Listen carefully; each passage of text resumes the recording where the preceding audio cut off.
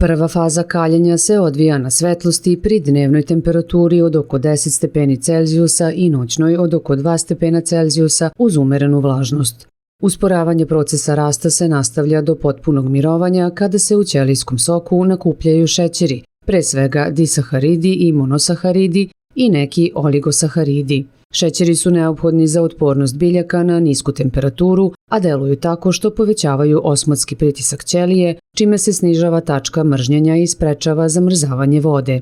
Posle nakupljanja rezervnih materija pri prelazu na temperaturu ispod nule, koja određuje stepen prve faze kaljenja, pšenica bez posljedica podnosi temperaturu od -10 do -12 stepeni Celzijusa. Druga faza kaljenja odvija se na temperaturi od -2 do -7 stepeni Celzijusa. U ovoj fazi kaljenja dolazi do gubitka vode iz ćelija listova i čvora bokorenja uz povećanje suve materije i otpornost prema mrazu. Neke sorte pšenice mogu tada da podnesu temperaturu do -20 stepeni Celzijusa. Ova faza ne zahteva svetlost, pa kod ozimih strnih žita može da protiče i pod snegom. Ona je karakteristična i po promenama u prometu belančevina. Dovoljna količina ugljenih hidrata i odgovarajućih proteina značajno snižava temperaturu obrazovanja leda u međućelijskom prostoru. Sve to povećava sposobnost prezimljavanja i smanjuje opasnost od oštećenja biljaka u toplim danima posle mraza.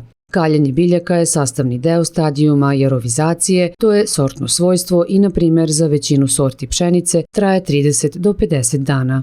Sorte osetljive prema mrazu obično imaju kratak stadijum jarovizacije, pa u uslovima rane jesenje setve završe stadijum jarovizacije i pređu u generativnu fazu kada dolazi do diferencijacije klasa. U slučaju vrlo niske minusne temperature dolazi do izmrzavanja biljaka jer nijedna sorta nije otporna prema niskoj temperaturi u generativnom stadijumu. Ovo se može izbeći različitim rokovima setve, tako da se najranije seju najotpornije sorte, zatim sorte dobre i srednje otpornosti prema mrazu, a poslednje sorte slabije otpornosti.